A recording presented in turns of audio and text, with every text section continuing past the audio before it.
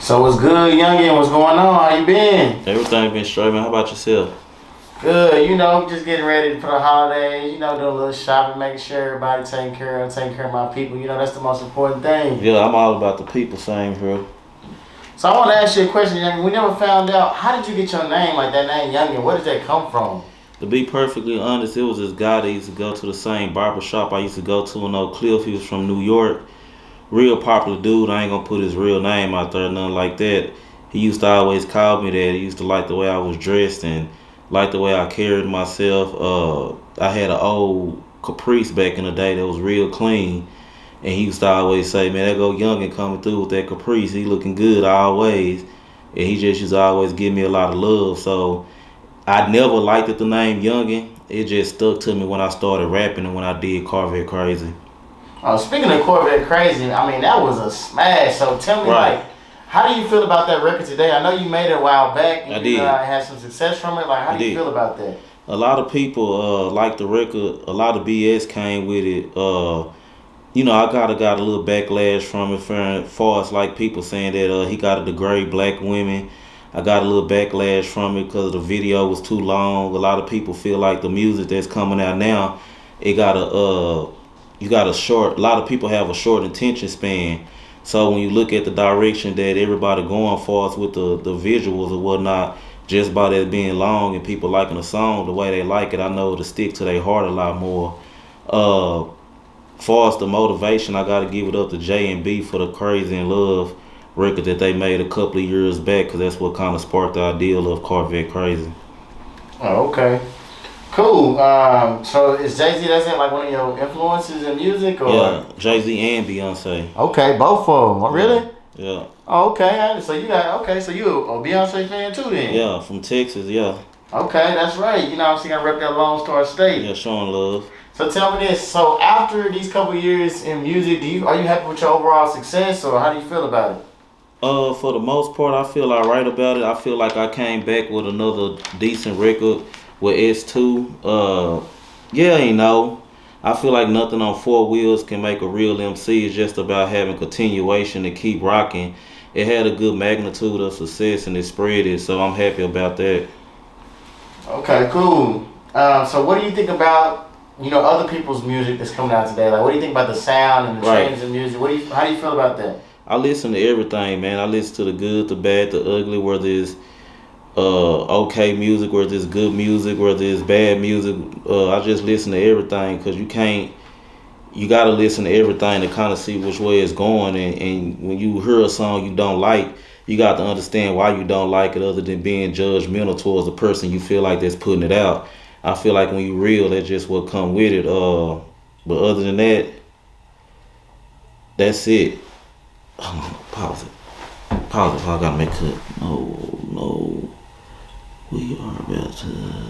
Okay. Can you go back or can I get going? You can just keep going. But yeah, overall, that's just how I feel about it, man. You gotta listen to everything that's coming out right now, especially when you have a decent record out, because you want to get not only the people response from it, but you want to get other individuals response for it based off how they feel. They might be hating on you, they might be showing you love. You never know possibility where a collaboration can come from if the love is there and it's really authentic. All right, speaking of collaboration, everybody seems like today is like working together to try to figure out how their own camp, their own team. Can you tell me what is Green Team? Is that a musician group, or y'all a clique, or what's going on with that? Well, Green Team just about unity. It ain't no gang or nothing like that. It's just about communication through hip hop, spreading love. You know what I'm saying? Just staying authentic with everything that I got going and just staying who I am to myself. Green Team was really just a group of my partners who I grew up in the projects with, honestly, and we just had a little clique that we used to call Green Team, based off this street I stayed in Dallas, West Dallas to be exact, called Greenleaf, and it just went from there. Oh, okay, so the Greenleaf Green Team. Right, that's where it came from. Okay, I like that. So, what is your take on money as far as like success as a rapper or MC? Like, how does one obtain success as a rapper, like financially? that just comes based off of doing good business and staying professional. Who you really connected to. I'm not the type of person who feel like I'm thirsty for a deal or need a deal. Just about making good music and putting good music out there and just doing good business with good people who really want to see you successful. As far as on the financial tip, and just learn how to dot your I's and cross your T's. Definitely. I know finance, that's key with any business, being successful in any business. Right. You got to make sure that you taking care of yourself because nobody else will. Right, exactly. Especially in the entertainment business as far as these bad contracts and these slave type deals. You got to really make sure you're reading the fine print on your contracts. You know what I'm saying? 'Cause that's how they do you. Right. Absolutely. But speaking of different success, though, you have a very particular style. I think that it comes from your music, but it also leaks over into just your wardrobe as well.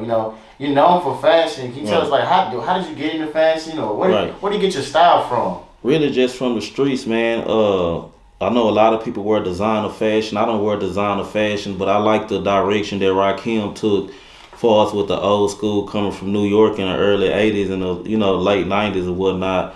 I feel like he was the one that kind of jumped off that direction of fashion.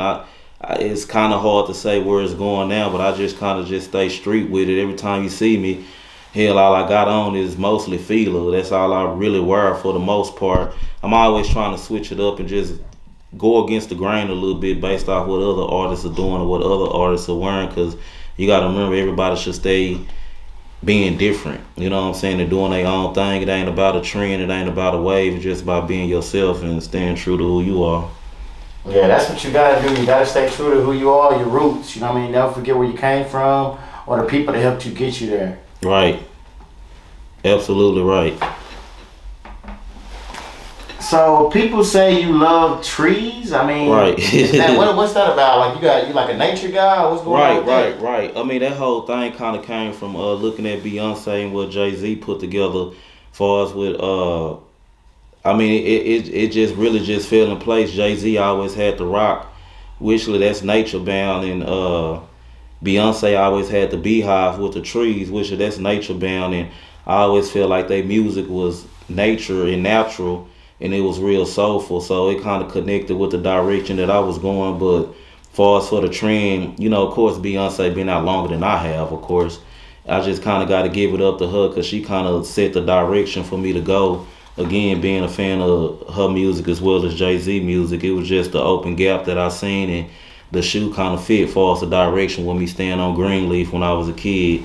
And I like trees though. I don't smoke trees, but I like them. Okay. A lot of people always ask me about my hat. You know what I'm saying? Where I always wear my hat in my photos, where I always wear hats in my videos. The music can get real politics when it comes to success. The hat is just a symbolizer of a crown for a king, and like a queen wear a crown, a king wear a crown, and it's just, if you study history, a lot of the great ancestors and ancestors in different parts of spiritual cultures, when it comes to black people, I'm just leave it at that. They always wore hats, and they always wore hats that symbolize certain things. So that's where I get the whole hat thing from. But of course, everybody wearing hats now, so I'm gonna have to switch it up and kind of go a different route. I still always wear hats, but I already got something different that I'm gonna do far as for the hats and whatnot.